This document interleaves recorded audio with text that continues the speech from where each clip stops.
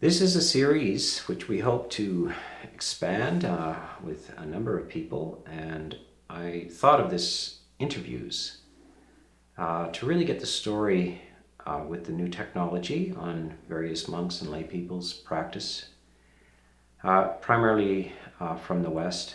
And so the series is basically my life and my practice, and they go together well and are woven together. So we will be talking to Ajahn Pavaro today, who has a lot of history with me, and I'll be asking him about his life and practice.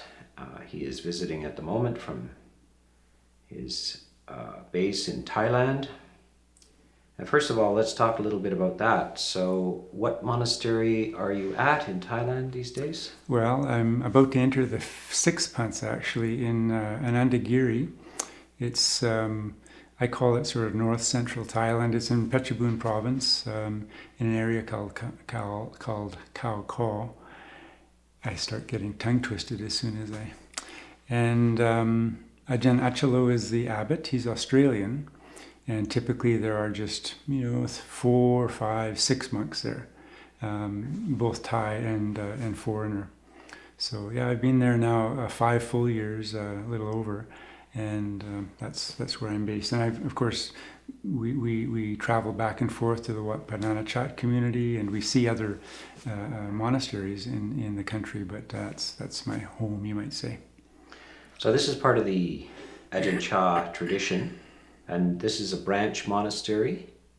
It's, I guess, an affiliated monastery at the moment. As you know, there are some kind of formal requirements to be an actual branch, but yes, it's very much affiliated. We go each year to the memorial gathering at Wat Pah Pong. We stay at Wat Pah Nanachat, and we have very close connections, cordial fraternal connections with the Wat Pah Nanachat community, with Ajahn Kevali, Ajahn Siripanyo, and so forth. So, and that being plugged in like that in Thailand is just wonderful, because you immediately have a fraternity of monastics that you can be with, speak with, learn from, and so it's an invaluable experience, actually. So you have the horizontal level, the peers, so that are approximately within your reins or slightly more experienced or senior to you. And then the vertical integration in that large Sangha. And it's very large. There's something like 330 branch monasteries now in Thailand and 33 in the West, around the world. A nice symmetry there. 10 times in Thailand what is around the world, but it's probably the largest of the Theravada sort of communities that has arrived in the West. I don't think there's anything like it. There might even not be any equivalent in the Mahayana tradition either. But when you first arrived in Thailand, five years ago, was it? 5, 6 years ago? 6.5 years now. So you didn't stay at Anandagiri, you stayed where? Well, I arrived as we would typically do. I arrived at Wat Pah Nanachat, got my feet on the ground there a bit, and it was actually the year in which Lumta Mahabua passed on. So I went to the funeral of that great monk in his home monastery with the Wat Pah Nanachat community, and but I was already slated to accompany Ajahn Siripanyo and a group to Daudam Monastery, or I guess it's a hermitage really, in the mountains to the west of Thailand, overlooking the border with Myanmar, high in the jungle, the forest there. Even for Thais, I understand it's almost a miraculous place. I remember being there when Thais would come, and they just couldn't believe that this still existed. So I spent overall about 6 months of my first year in Thailand there. So in fact, most of that time was just with Ajahn Siripanyo. So my early exposure to Thai culture was basically sitting in a very dense forest. And that forest is really pristine and lots of old growth and full of wild animals. Yes. So how was that for a Canadian monk to go into the depths of the Thai jungle, what remains of the Thai jungle? Because Thailand has deforested a significant amount of their forest, maybe 90% of it. And so that area is still remaining pristine and full of the classical wildlife of Thailand. So did you have any encounters?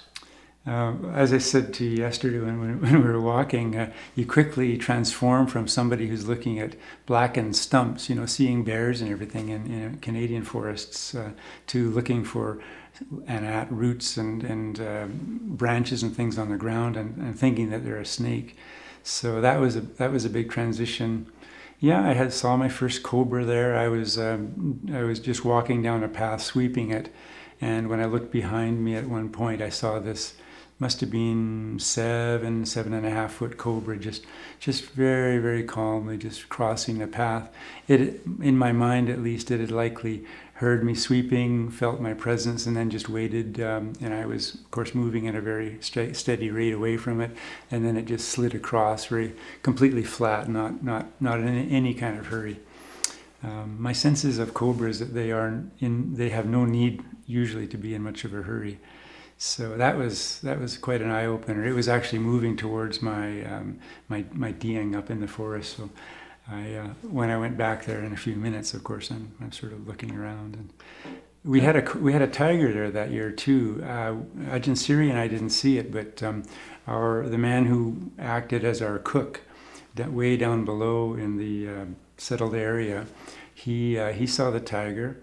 And later we saw a wild boar that it had killed, and some tiger fur, because wild boars are pretty stern customers in their own right. There are elephants in the area. An elephant had passed through basically the day before I reached my kuti during the rains, because the prints were all around my kuti.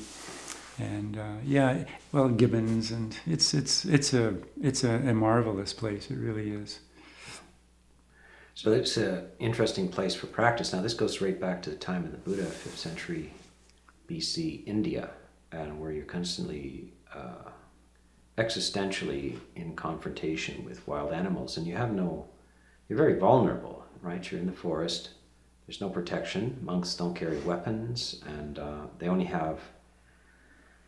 For their protection, they only have metta, or loving kindness. So did you get some good practice with your metta? Did you existentially have to practice your metta? Oh, yes. We, when we first went in, we stopped to see Lumpur Piak.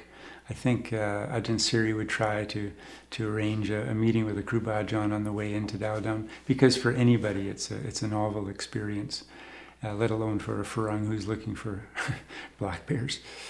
And Lumpur Biak said, you have to chant the protection chant every day.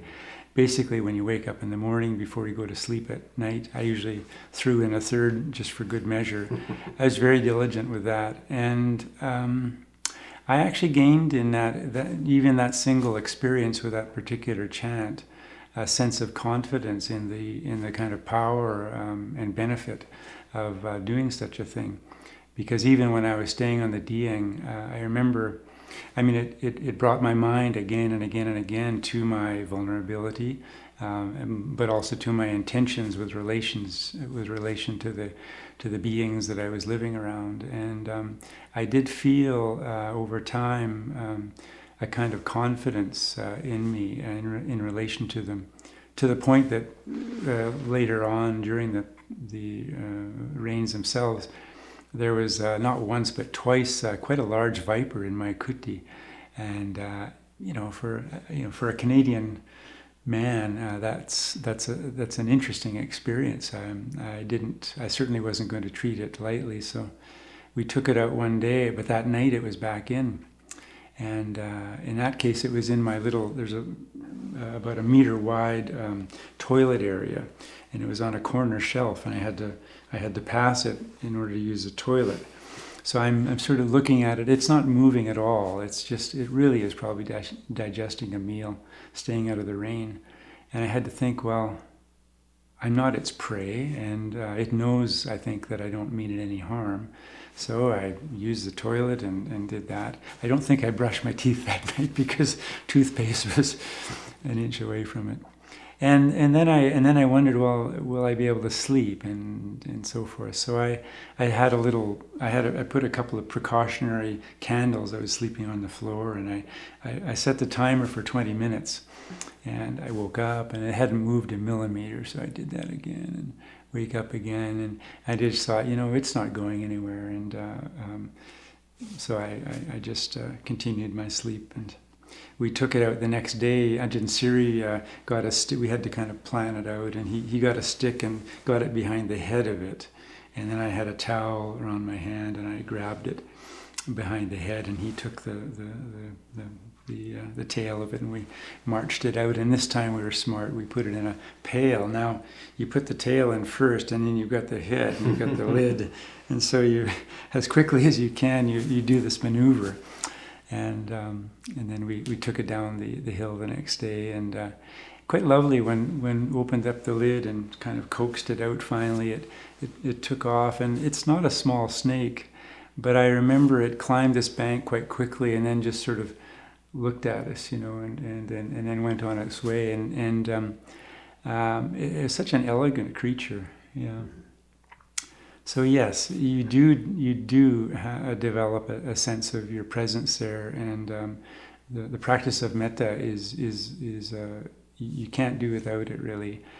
And it was, I think, an important little step in that particular development practice, bhavana, my being there, to feel that confidence. Actually, that was an interesting thing. When the sun goes down in a big, dense jungle, it becomes pitch black, and then you just hear the sounds.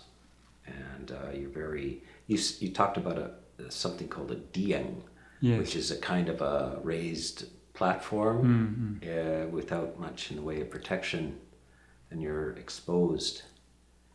And at that time, we suddenly, all of our rational and modern mind disappears on us, and we go back to an earlier type of reality which we've evolved in. I mean, most of human history is evolving with a complete close encounter with the depth of the jungle and the night and the vulnerability, and it's a very different mindset. So the spiritual language is good to be with. Mm-hmm. And there's not just the animals, but there's the sense of the invisible, that sense of beings that are not visible to us but are somehow present. Do you have any intuitions and feelings about that? Yes, I've always been interested. I don't have particular facility or gifts with these things, but I've just always been interested and very open to what we would call ghosts and angels and devas and so forth. It just, to me, it's a realm of phenomena that I believe in and just am open to, and of course it fits. It fits exactly perfectly in with Buddhist cosmology. So these sorts of things certainly came to mind during my time there, and they do so even now in Canada and also over the years in Thailand. So that you're with yourself in that silence, but it's not always a quiet environment, as you know. I mean, there are periods. There's a cicada season which can be extremely loud, And there are other bugs and that you get to, especially on the Dieng, because you're really outside, just you have your mosquito net, you're aware of, for instance, when to use a Zhongguan path. You remember you put the candles on, and if you do it too early in the evening, there's a certain sort of bug that just flocks to it, and they all die by the hundreds, and they kind of wreck your candle too, because it's burning in funny kinds of ways. So I learned to do my walking meditation later in the evening, and I would often. Because I didn't have a lot of formal chanting experience at that time, I would use that to learn chants, practice them, and actually vocalization. I mean, it brings out some energy, but it also it's you're making a bit of your own noise too, and not just listening to maybe fears that might be kind of being provoked from time to time due to things that you're hearing in the jungle. So it's a way of establishing your presence, a benign one for certain, but certainly it's a way of voicing, giving yourself some voice in that immense jungle experience. You always wonder what the next sound might mean, and then as a meditator, you're always curious to see what that sound evokes. Is it fear? Is it questioning, curiosity? Where does the mind go? So as we know from the great forest masters, meditation masters, they would often send their disciples into sometimes rather dangerous circumstances, where they knew a tiger happened to be living, and without really wanting to live too close to a tiger, I could see the wisdom of that, because you're simply, you fall back on your own resources, but we're given the extraordinary gift of instructions from the Buddha and from living masters of these experiences, and so we have things that we can follow, resources to fall back on and develop in our own way as best we can. Right, it's a really different experience to be meditating in the forest in a very exposed and vulnerable way, and also a very minimalist lifestyle. You're just collecting your alms at the lower station there, and so it's very different than being in a conditioned building or in a meditation retreat. It's just a very much more immersed and closer to the uncertain, or at least the impression of the uncertain. Mm-hmm. I mean, in that particular place too, you realize that. I remember Ajahn Siri and I discussing this. If one of us breaks an ankle or something, pretty serious. It's pretty serious. You get bit by a snake.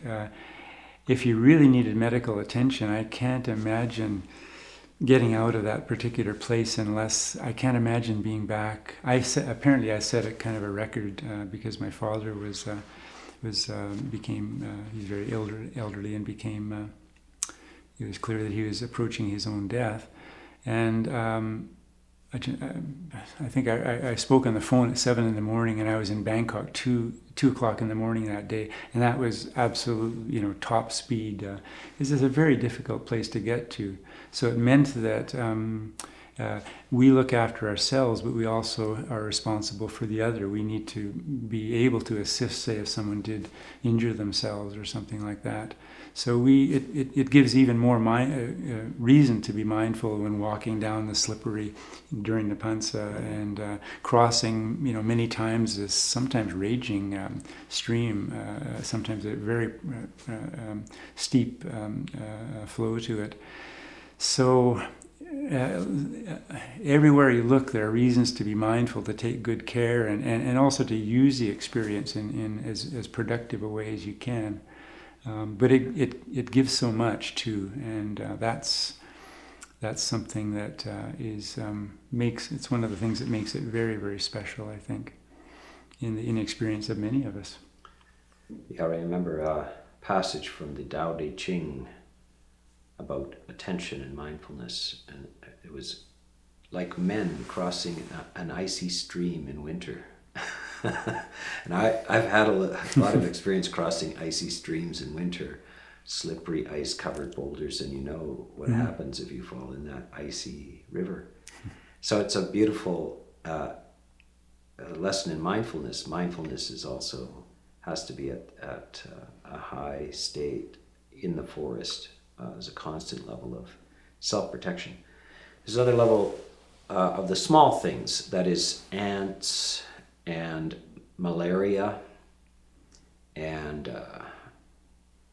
things that, and in general, it seems that most monks do not perish through the large things, but almost all monks are assaulted in some way by things like malaria and fevers and the endless species of ants that exist everywhere in Thailand.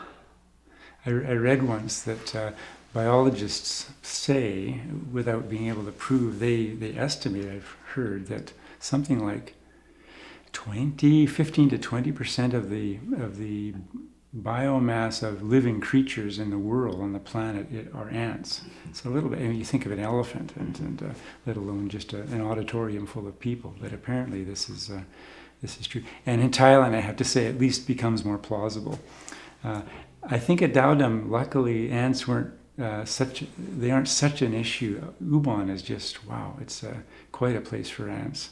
But they're always in the picture, and so there are ways of keeping them out of kutis, little rags of oil or water, or little ditches with water in them all the time. So you do need to look after that, and termites, keeping them away from wooden structures. So yeah, for a Canadian to go into this environment, as you know, it's there are just so many things to begin to factor in. A lot to learn. And any concerns about malaria?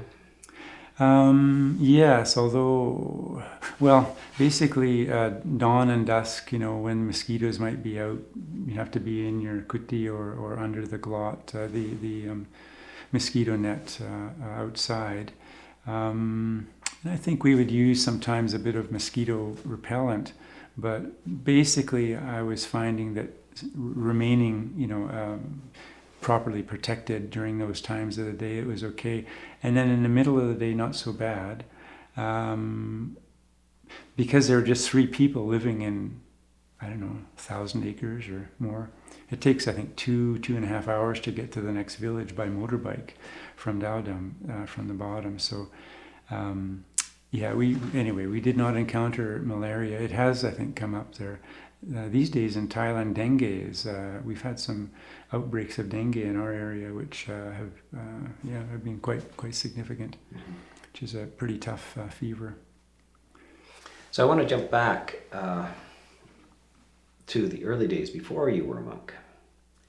Talk a little bit about your first experiences, how you encountered meditation or Dhamma.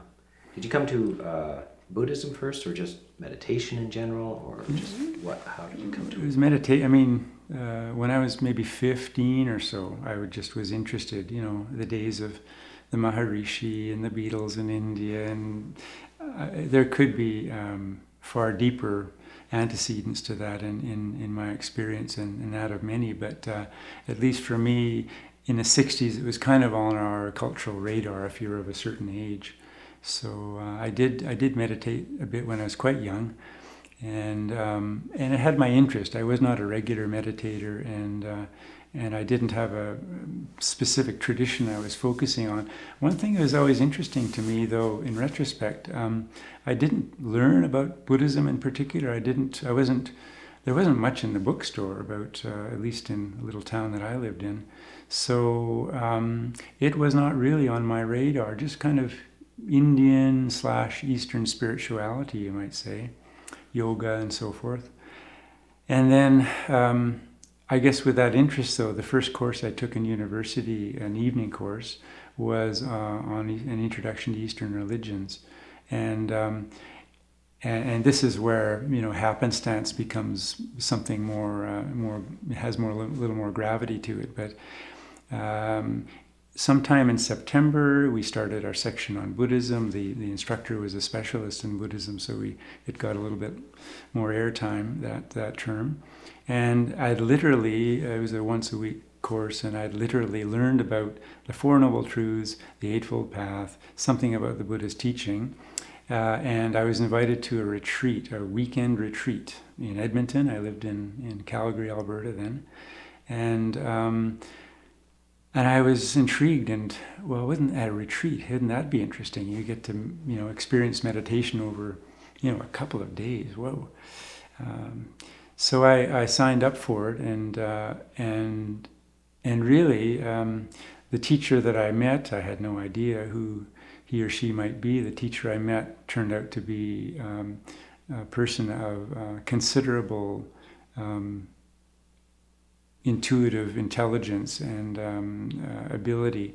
She was an elderly, I guess she would have been in her 60s at the time, Austrian-Canadian woman who, owing to her own charged and deep experience of meditation, much younger, earlier in her life, had gone to India, spent 6 years in India and Sri Lanka studying from pundits and then various masters in that tradition, until she finally encountered, first of all, Tibetan Buddhists in a monastery in, I think, South India, and she moved to Sri Lanka. So she, by the time I knew her, was teaching what we would call a vipassana technique, meditation, and very thoroughly Theravadan in its orientation. And several things happened in the space of a weekend that if I didn't know it exactly, I did feel that it was transformative. It was something was very pivotal in what had occurred, and that assessment of that time has never wavered.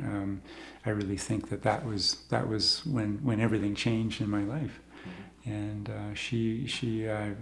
you retain a sense of gratitude for those occasions and the people that are involved, and especially teachers of her caliber. So that's a really special time.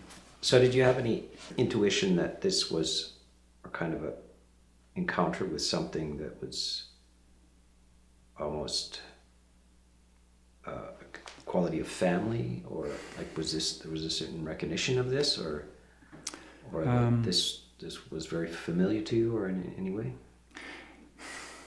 There are two or three kind of sort of pivotal, transformative elements to it, I guess.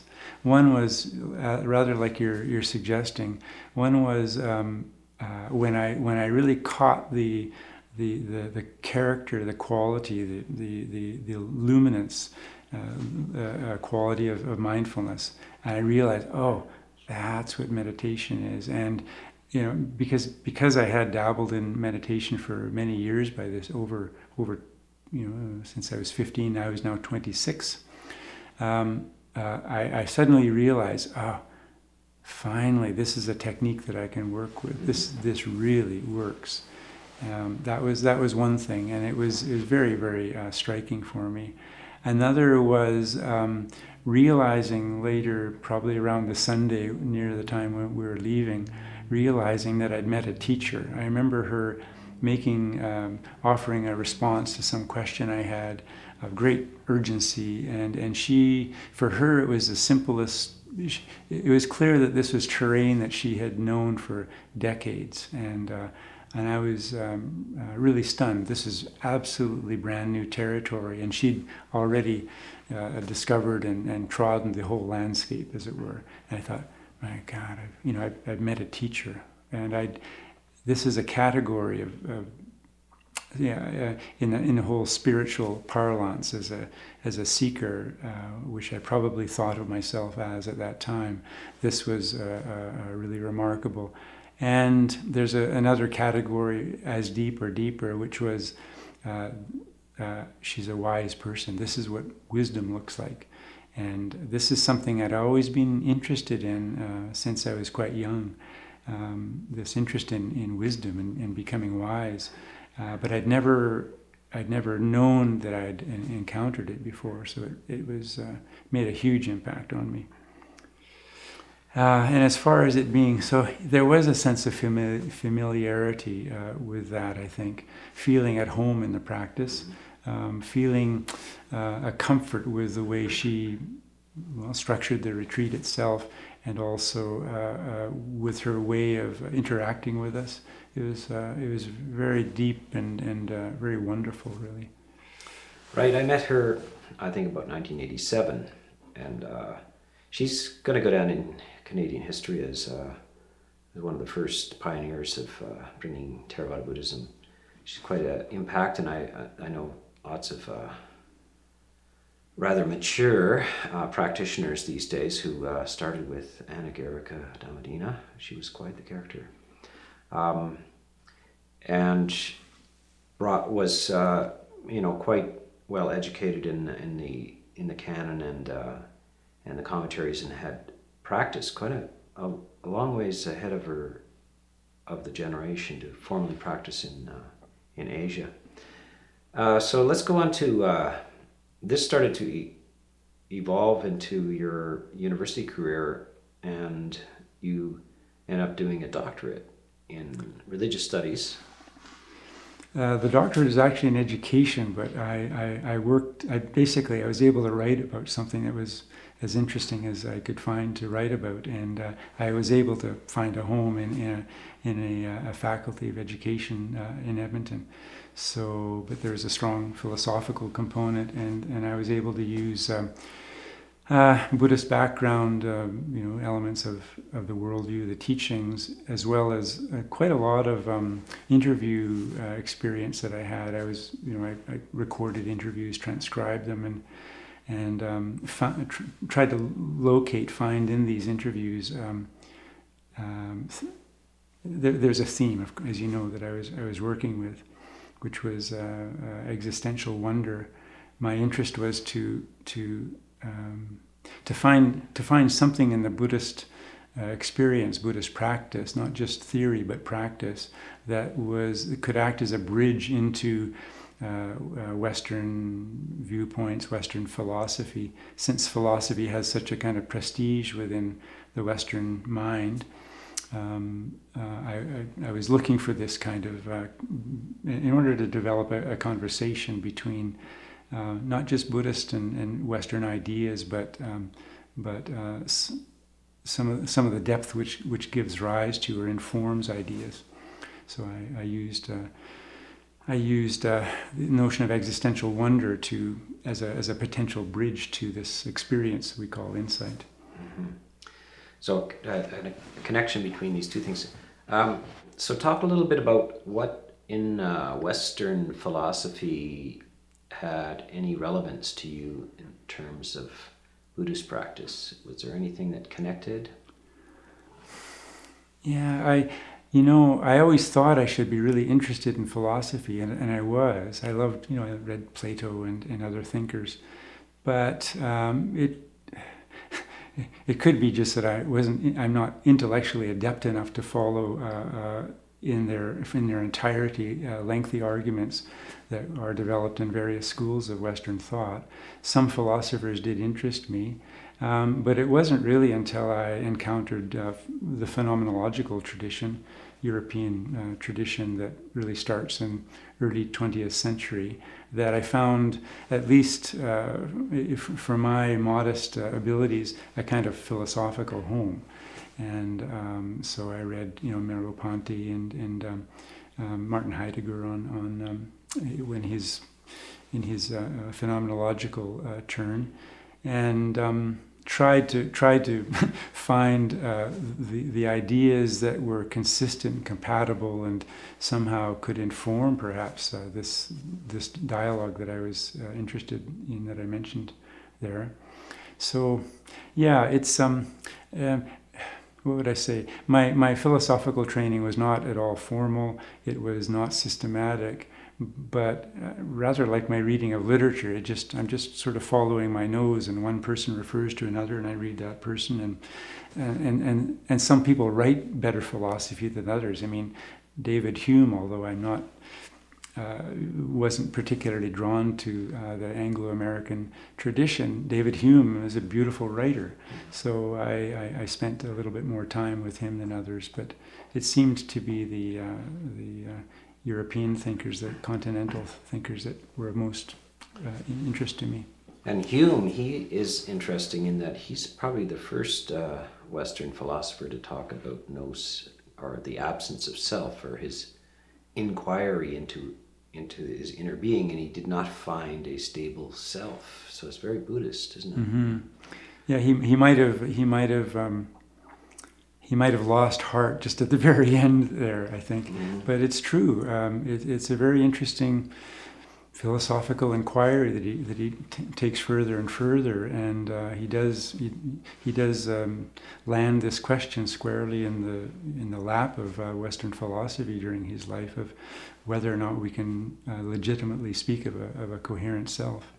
So, and so you finished your doctorate and you got a job at the University of Calgary teaching. And what were the courses you were teaching?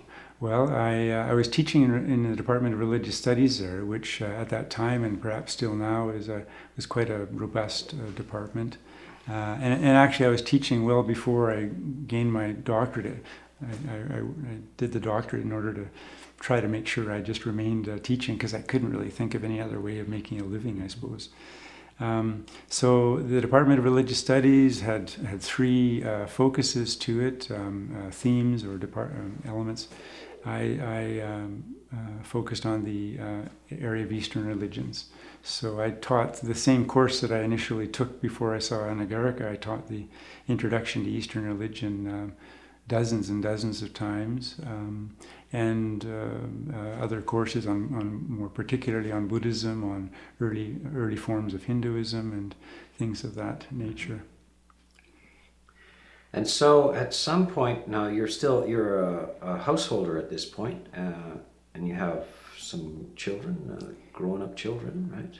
Yes, they were growing up at the time. Started out to be pretty young, beginning in this whole process for me.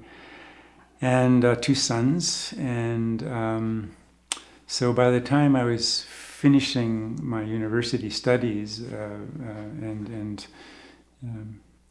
that they were both in university by this time, pretty much. So I'd done my early work in the 80s and been teaching a lot through the 90s, and then started the doctoral program when they were, I suppose, high school and early university years. So yeah, a certain opening, I guess, was arising in my life that I wasn't aware of, and you had a part to play in that, certainly, Ajahn Sona. Well, let's talk about that. Just tell a little story about our encounter and how that worked out. Well, we were speaking earlier, and I'm not certain, but it might have been around 1996 or 1997.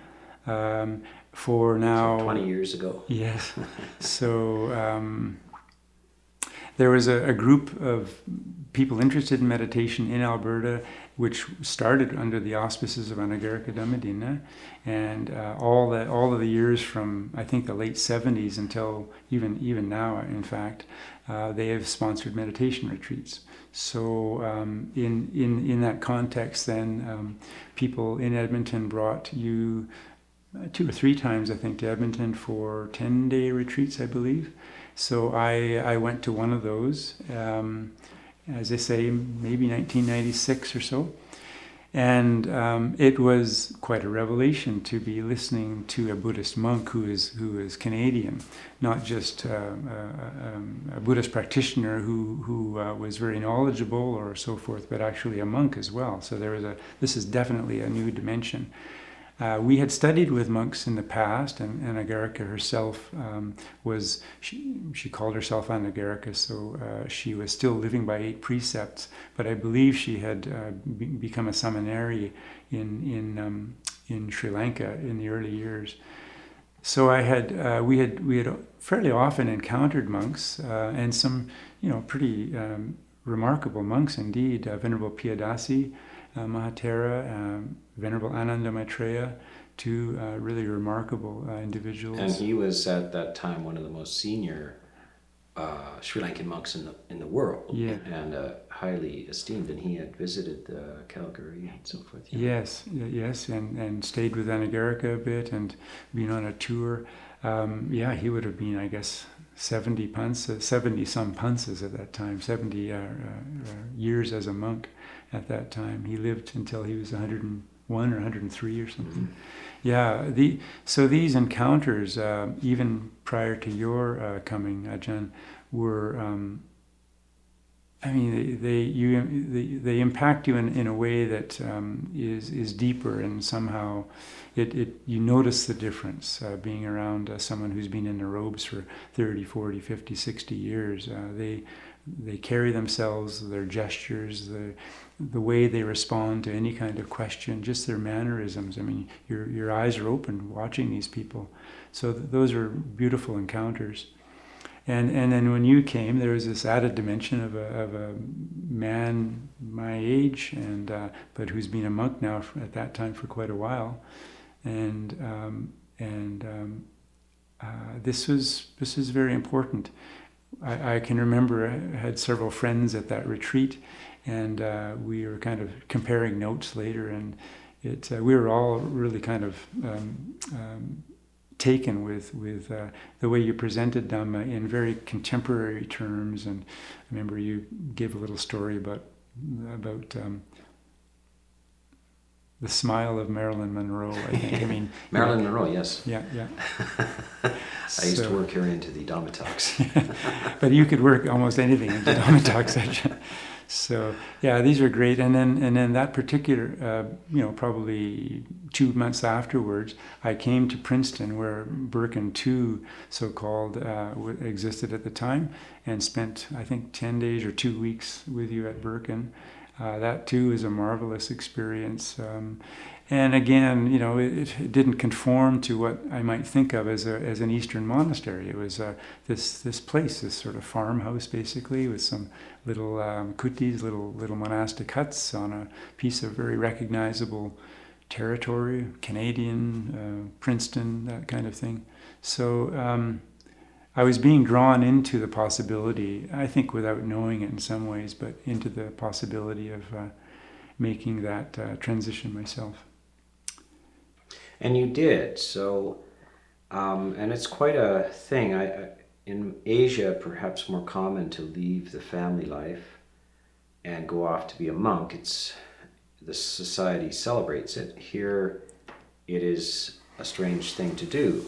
And so there's a lot of uphill kind of resistance to it, but you decided, and having a very comfortable profession, career as a professor, and having a family.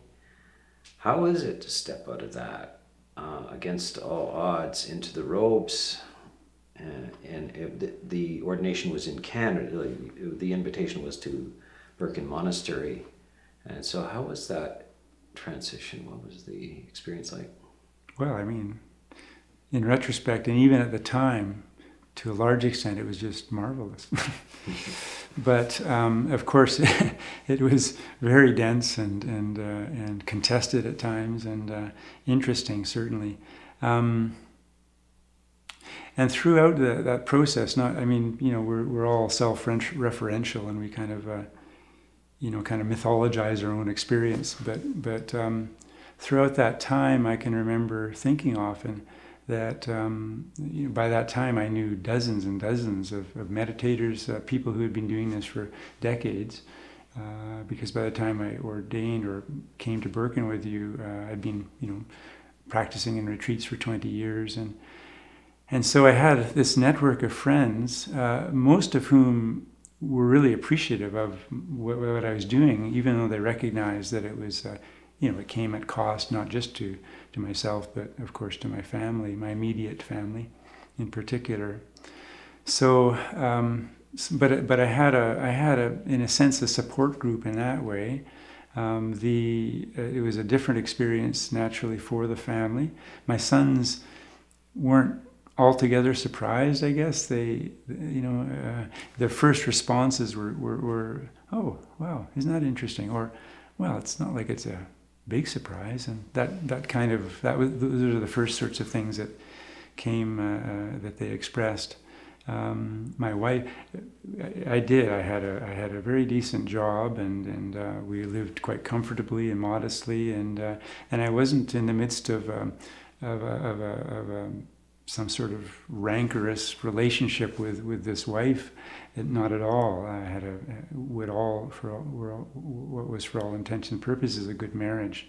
So the leave taking I wasn't trying to leave something behind. I'd opened a door or a window, and I had my attention very firmly on something I was moving into. But it came at the cost of people that I loved and admired, and that comes at a cost. But it's through I think in some ways through our willingness to do these things in life that we also can mature as human beings. Which isn't to say I wouldn't have become, something more of what I wouldn't have matured in ways had I remained in that life. But it was a difficult period in some ways. It took a lot of energy. I'm phoning friends and telling them, introducing what I'm doing, and they're responding as they do, and a lot of giving of the heart and walking people through it. And whether or not it was accurate, but I did see the whole process in terms of it's a novel thing in this world, and I was trying, I guess, to bear in mind that my actions and words and how it was that I did this, to some degree, reflected on the tradition I so honored and loved and was moving into in this formal capacity. So I just did it as well as I could. And would I do it the same now? I doubt it, of course, in retrospect. But I just tried to be as careful as I could, and You wouldn't do it the same now? What would you do differently? I don't really know. I mean, I tried to be honest and forthright and kindly in my way of explaining the process to people. And their responses, of course, could be quite amongst, say, my brothers, and that it was a big thing for them to swallow, to get their arms around. And so I can't find fault in that. It's just that's the way it was, and I suppose I might approach those conversations a little differently now, but I'd have to see. So, but the interesting thing was I never regretted it, even through the difficult times. I always thought, oh, what an opportunity, what a blessing, what an honor, and I've every young monk, I suppose, junior monk. Thinks this way and that way, second guesses himself, and we know from living amongst and knowing many, many monks now for decades, sometimes people experience this in different ways, and sometimes there are lingering issues with folks. Elements of this just have never been part of my experience, and I've felt really grateful for that. So I wasn't strategizing through my lay life of how to find myself into the robes. It just, when it actually hit, it was as a conscious thing. It was clear that this was the time. It was like just turning something over and okay. But and that was a surprise to me, actually. So did you feel like the decision had been made for you in some sense? Was there like no other options? Yeah. Well, you're very intuitive, and you also have a very good memory. But I used to sometimes explain it like this, because people would always say, "Why did you decide to become a monk?" Or "Why did you decide to become a Theravada monk?" Or on. And I would just say, "Look, it sort of wasn't up to me. The decision made me." That was the way I would turn around. It's odd in the Buddhist world, because in the Christian world, monks and people explain this as a calling or God, deciding for them, but we don't have a God reference. But there's the same kind of experience of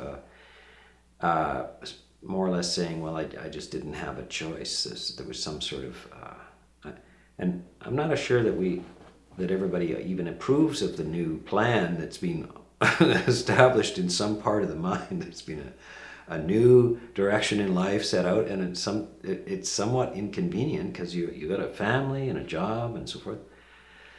And yet this kind of inevitable, relentless direction is there. It's very interesting how the depth of this. I mean, I sometimes would.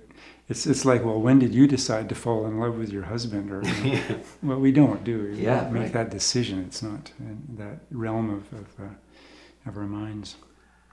Yes. Well, so now you're 13 years in the robes, coming up to 14th. This will be the 14th rains. We call it the rains. Yes. And you are also have been to India on a number of pilgrimages, and in fact guided some groups there to the holy sites. And the abbot at your monastery, Venerable Achilo, has got an interesting personality. He is very, we call him faith-oriented, devotional-oriented, and that's an interesting configuration for Western monks. And these visits to the holy sites is also the establishment of certain kind of a raising of faith and a larger dimension of Buddhism than the mere meditation or mindfulness. And so, how does that play out for you? I mean, this whole and very important larger dimension of Buddhism. And what do you feel? Is this what's going to come to the West now?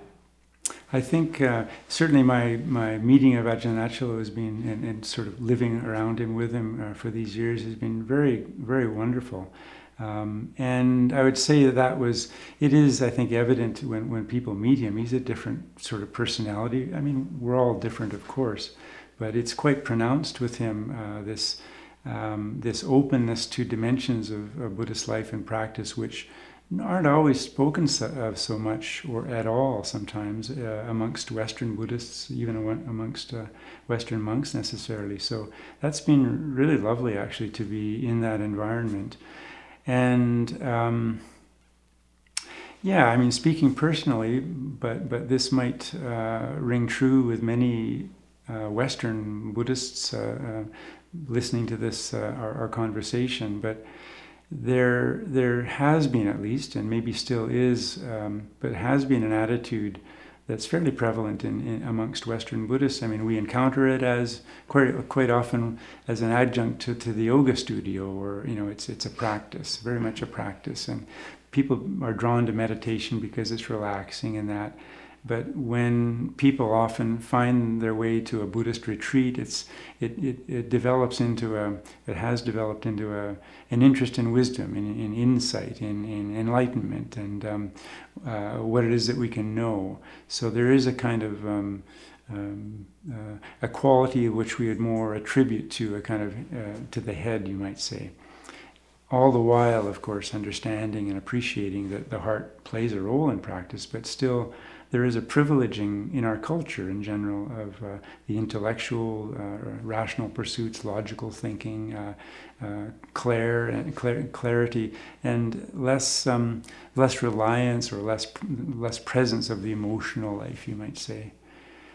And then, just being a little humorous, but being a Western Buddhist and knowing about Asian Buddhists, and so they're so nice. They love the tradition so much, and sometimes we see them, and they bring flowers, and they're always sort of smiling and happy to be with one another, and but they don't. There's always a but there, but they don't really meditate, or they don't really understand meditation, or they don't seem to be really so interested at this time in insight.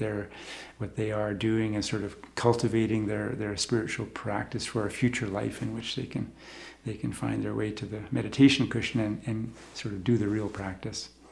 So this is a kind of caricature, and it obviously is not going to apply everywhere, and I don't want to offend by doing so. But I think in my experience, it is somewhat honest to some degree of what we often experienced. So yeah, just coming to Thailand itself has just I live in a different kind of culture. People have a different attitude, and thank you very much. They've been quite happy with their Buddhist practice for, say, 7 centuries. that does make a difference. It's lovely actually to see forms of presumption just fall away with this exposure. So yes, Ajahn Achalo, in a sense, typifies the melding of this faith culture with a clear understanding of so much of what we find in the suttas and of interest with regards to wisdom itself. But he, I guess in a way he practices more like an Asian would. I think he identifies himself perhaps with the Asian mentality sometimes more strongly than Western mentality. So this exposure for me has been very beneficial. So the opportunities I've had to go to India have deepened all of this, and the Buddha himself praises going to the 4 holy sites where he was born, where he became enlightened, where he gave his first teaching, and where he finally passed away into parinibbana. And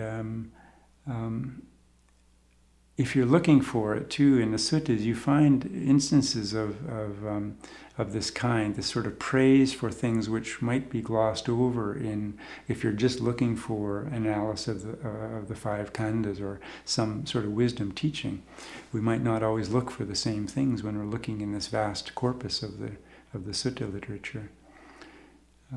I sometimes think, in the Samyutta Nikaya early on, when Venerable Kondanya returns to the Buddha. He's been away for 12 years, and he returns to the Buddha, sees the Buddha at a distance and approaches him, and you can just, it's such an evocative scene. He approaches the Buddha, and all it is recorded. This is in the Vangisa Samyutta. All that's recorded is that he bows at the Buddha's feet. He strokes and he kisses his feet, and he says, "It's Kondanya, Lord. It's Kondanya, Blessed One." And this is from an arhat, whom Vangisa described as a triple knowledge man. He had finished his work. He calls him the firstborn, I think, of the Buddha. Such a beautiful scene, but so tender and speaking so beautifully of gratitude, of devotion, of just loving care. So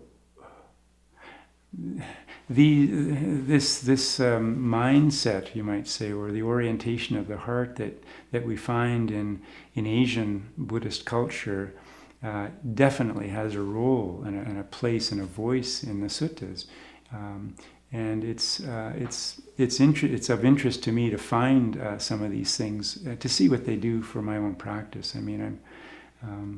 I'm just interested to become a little more wise in myself, of course. And so being in Thailand, and now with these opportunities to visit India a few times, has been very valuable. Added to this, I'd have to say something that I don't experience in any profound or I don't have the psychic sensitivities around these things necessarily, but you stand in front of the Mahabodhi temple, or you look at the Bodhi tree, even though it's maybe the 5th or 6th generation, but he was enlightened right here, and you just let these facts sink in. Very, very powerful. Or as I was saying yesterday, you look at the cave in which Sariputta was fanning the Buddha when he finally achieved his final awakening. And you can go in there to this day and sit in meditation before the crowds come and want to get in there too. But these places, they resound with some kind of power and truth and beauty that I think we are still at some level sensitive to. Well, that's a beautiful hour, and we hope to have more of these conversations over time. We now have a fairly rich collection of experienced meditators in the West, and we also have the media and the technology to capture some of these things so that we can share them with other people. So this has been a very nice conversation with Venerable Pavaro, who will soon be returning to the forests of Thailand, and we wish him great success. And we hope to hear more from him in the future, and also I wouldn't be surprised if he shows up on some sort of recordings in media as well, teaching Dhamma in the near future. So thank you for your participation in this. It's a good opportunity, Ajahn, to repeat something I said in England, but it's as I said earlier. I mean, it's a marvelous honor to be a monk, and you as a monk, you always think back to your teachers, my preceptor Lumpur Pasano and my monastic teacher Ajahn Sona, and you just in a sense can't repay these debts. So thank you for that important role in my life. Excellent.